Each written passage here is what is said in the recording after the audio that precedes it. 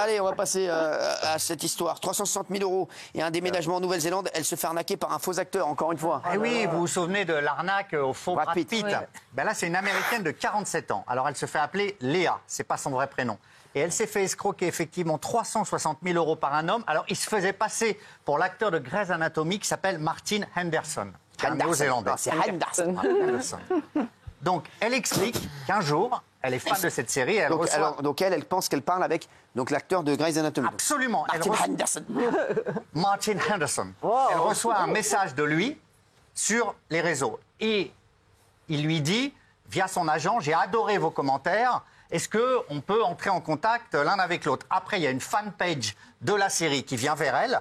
Et tout de suite, elle dit, on s'entend très bien. On parle de nos plats préférés, on parle de nos intérêts communs. Alors, à un moment, il lui réclame un peu d'argent parce qu'il doit voyager en jet privé ou il doit sortir de prison, il a des soucis, etc. Mais elle dit, il va quitter le monde du cinéma, on va vivre une vie tranquille en Nouvelle-Zélande. Il lui dit, on va se marier, on aura 3 enfants. Donc, qu'est-ce qu'elle fait en décembre dernier? Elle déménage en Nouvelle-Zélande. Et elle arrive à l'aéroport d'Auckland. Le 31 janvier, elle est à Auckland. Elle l'attend.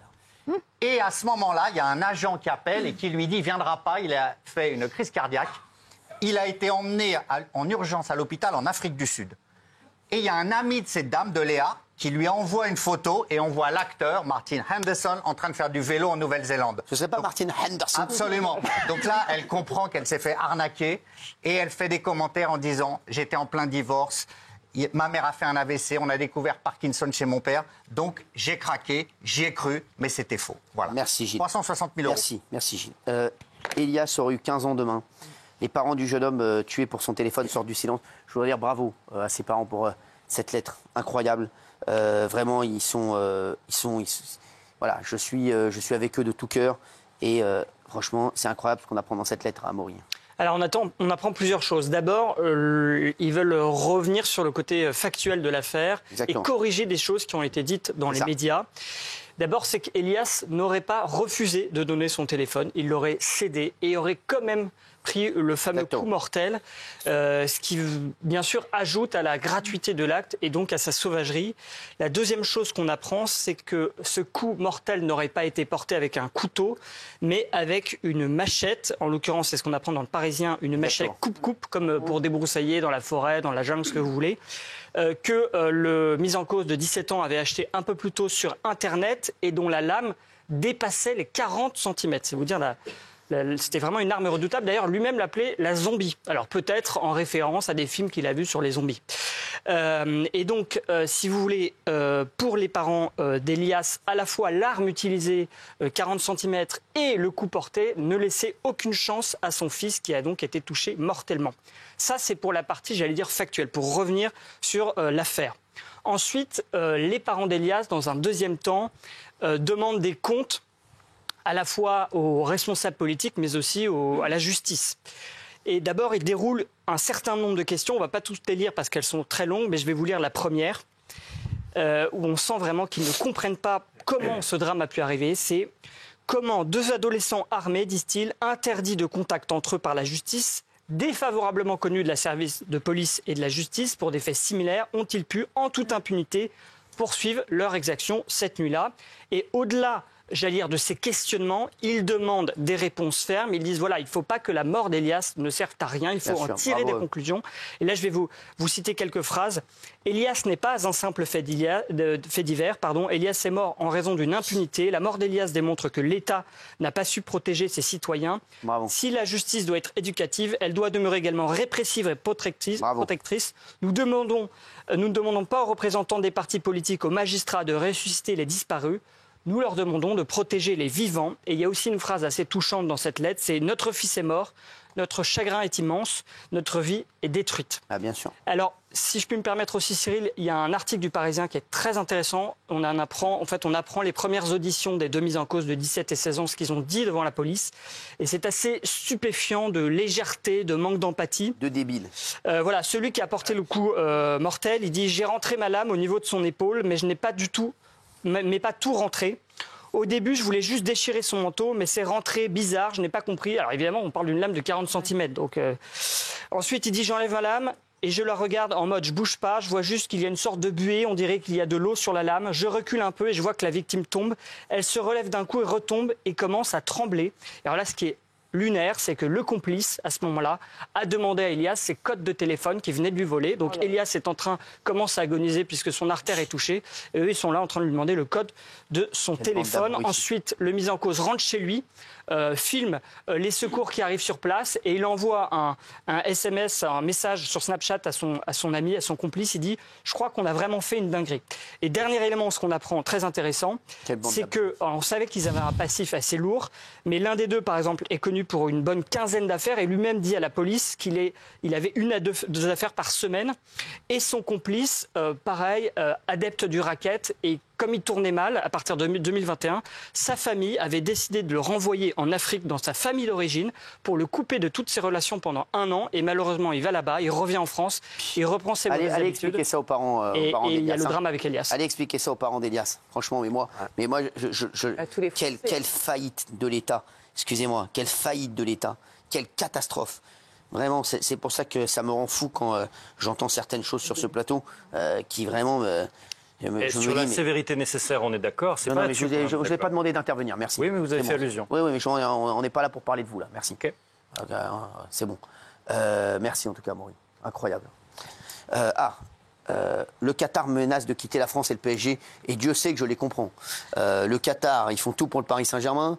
On a la seule équipe qui est compétitive, voilà, sur la scène européenne. Mais on cherche encore des poux dans la tête au président Nasser.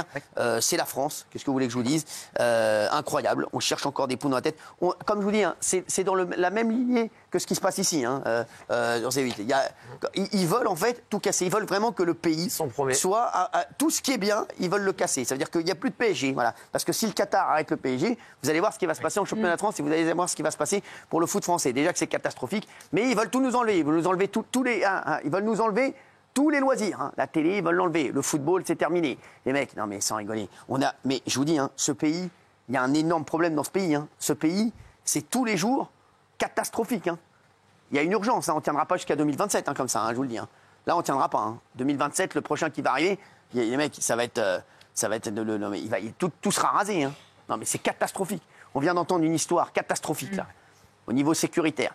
Catastrophique. Vous imaginez les parents d'Elias qui entendent que deux guignols, hein, qui ont commis des méfaits, qui commettent des méfaits toutes les semaines, ont une machette et ils viennent tuer leur fils. Il leur a gâché, il leur a flingué leur vie. Hein, et eux, ils vont être là, ils vont encore. Mais non, mais parce qu'on ne savait pas. Mais les mecs, arrêtez un peu. Les mecs, vous croyez comment ça se passe dans les autres pays? Il faut arrêter. On est des guimauves, arrêtez un peu. On est des guimauves et tout ce que j'entends des politiques, là, c'est des guimauves, excusez-moi. Voilà, tous ceux qu'on entend là, qui sont là, à part Bruno Retailleau, qui tape du poing sur la table. Excusez-moi, c'est des guimauves. Qu'est-ce que vous voulez qu'on fasse avec ça? Et là, ça continue. Hein. Maintenant, là, c'est autre chose. Là, c'est un autre volet. Là, c'est le volet financier. Là, ils veulent mettre donc ils vont chercher des poux dans la tête de Nasser Al-Khalafi, alors que les Qataris en ont assez de tous ces abus. Ils ont dit fausse poursuite judiciaire, chantage, critique quotidienne, blâme pour l'incompétence totale des autres.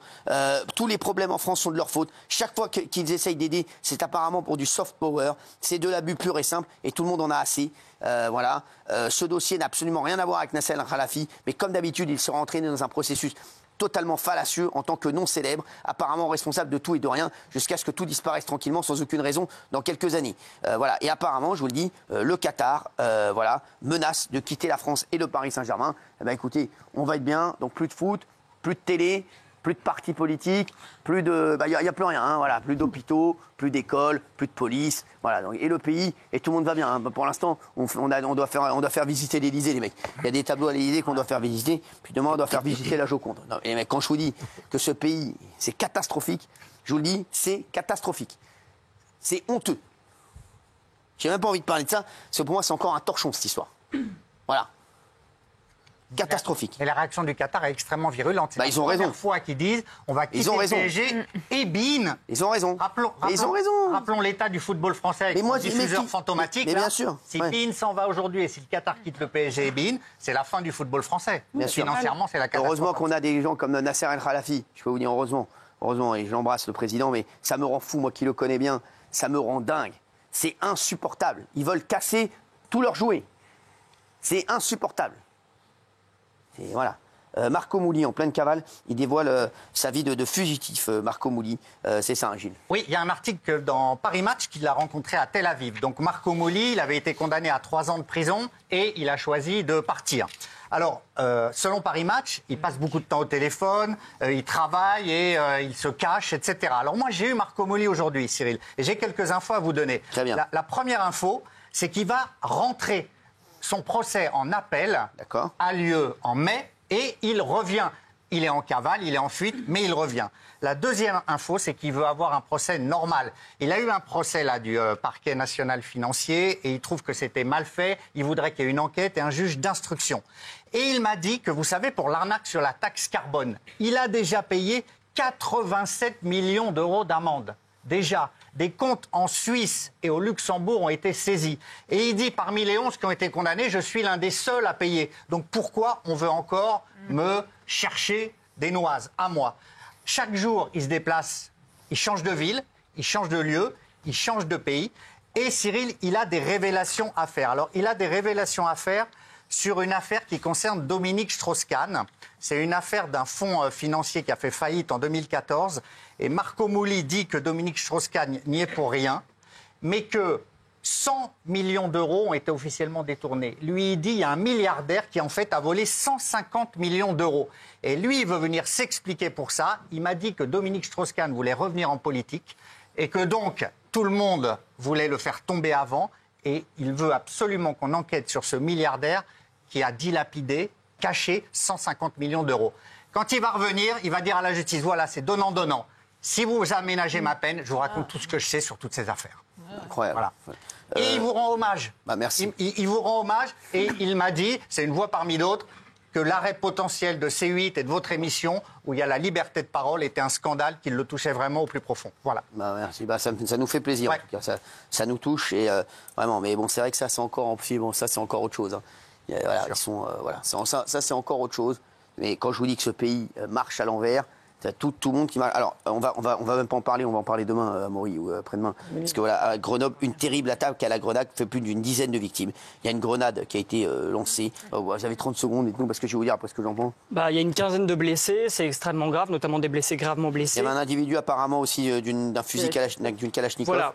Ouais. Et donc la personne est rentrée avec une arme longue, a jeté une grenade, beaucoup de blessés. A priori, ça ne serait pas un attentat terroriste, on serait plutôt sur du banditisme. Il y avait déjà eu des contrôles sur ces bars à Grenoble. Et ce qui est assez hallucinant Éric Piolle, le maire de Grenoble, voilà. Il avait dit un jour, il y a des fusillades partout. Ouais. Bah, ouais. Alors, mais à l'époque, il avait dit ça. Alors là, il a réagi en disant c'est scandaleux, je soutiens les forces de l'ordre. Mais le même jour, il y avait une interview dans Libé, c'est ça qui est assez dingue, dans laquelle il expliquait, on le critiquait sur la sécurité de sa ville. Il a dit, à vrai dire, je m'en fous un peu. Ouais. Quand il ne reste que des attaques sur la sécurité et la propreté, ça veut dire qu'on a gagné quelques batailles par ailleurs, car on peut toujours se dire... le même jour dans le journal. Une ville n'est pas assez propre et pas assez dure. Effectivement, quand on jette une grenade dans un bar, on peut se dire qu'il y a un problème. Quand je vous dis que ce pays, on devient fou dans ce pays, allez, merci à tous tout de suite, Laurent Gérard, sur C8.